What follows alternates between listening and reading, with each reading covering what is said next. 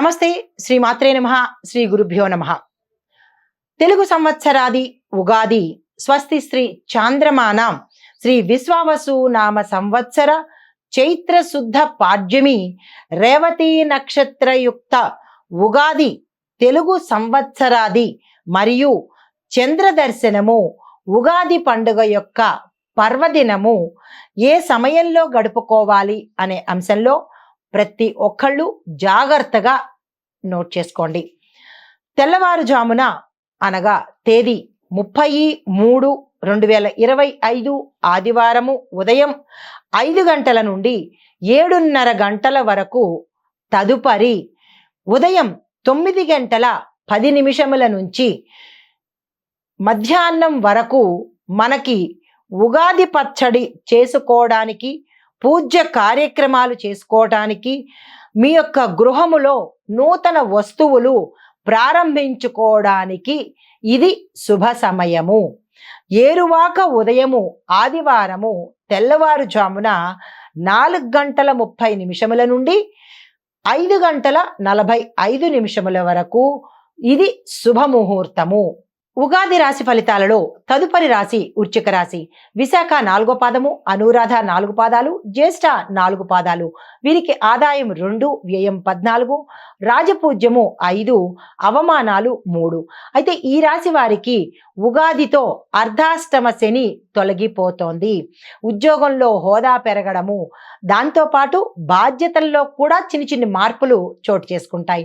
అయితే పని భారము, పని ఒత్తిడి దాదాపుగా మీకు తీరిపోయి రిలాక్స్ అయ్యే పరిస్థితి కనబడుతోంది.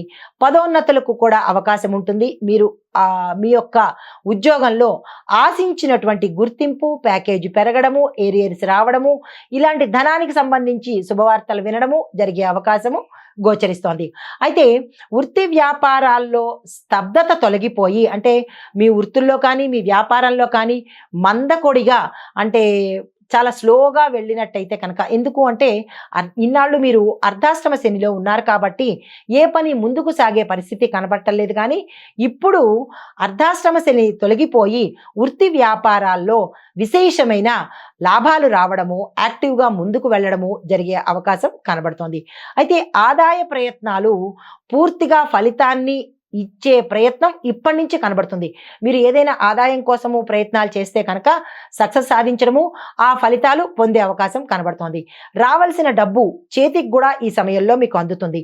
ఎందుకు అంటే గతంలో ఎవరైనా మీకు డబ్బులు ఇచ్చినా, మీరు డబ్బులు వారికి ఇచ్చినా, వాళ్ళు మోసం చేసి వెళ్ళిపోయినా లేదా ఇవ్వకపోయినా అవన్నీ తిరిగి ఈ సమయంలో మీకు వచ్చే ఏర్పాటు జరుగుతుంది. అయితే మీరు ఏ ప్రయత్నాన్ని చేసినా సత్ఫలితాన్ని పొందే అవకాశం గోచరిస్తోంది. అయితే మే 25న గురువు అష్టమ స్థానంలోకి ప్రవేశిస్తున్నందువల్ల మీరు ఆర్థికంగా ఏ పనులు చేసినా సరే సక్సెస్ అయ్యే అవకాశం గోచరిస్తోంది. ఇక్కడ మరొక విషయం చెప్పాలి. ఈ సందర్భంలో మీరు ఎవరిని గుడ్డిగా నమ్మద్దు. నమ్మినట్టయితే కనుక ఆ వచ్చిన ఫలితము, లాభము కూడా మోసపోయే అవకాశం కనబడుతోంది. జాగ్రత్తలు తీసుకోండి. అయితే కుటుంబంలో అనుకోకుండా కొన్ని శుభ పరిణామాలు చోటు చేసుకుంటాయి. శుభవార్తలు వింటారు. శుభకార్యాలు కూడా చేసే అవకాశం కనబడుతోంది. నిరుద్యోగులకు సొంత ఊర్లోనే ఉద్యోగం వచ్చే అవకాశం కూడా కనబడుతోంది. అయితే తండ్రి వైపు నుంచి ఆస్తి కలిసి వచ్చే అవకాశం కూడా ఈ రాశిలో ఉండే వారికి గోచరిస్తోంది. కాకపోతే స్వల్ప అనారోగ్య సూచనలు ఉన్నాయి. జాగ్రత్తలు తప్పనిసరిగా తీసుకోండి. విద్యార్థులకు కొంచెం ప్రయత్నం చేస్తే విశేషమైన విజయాన్ని మీరు సొంతం చేసుకుంటారు. ఆ కొంచెం ప్రయత్నం తప్పనిసరిగా చేసుకోండి. అయితే ప్రేమ వ్యవహారాలు ఉత్సాహంగా ముందుకు సాగిపోతాయి.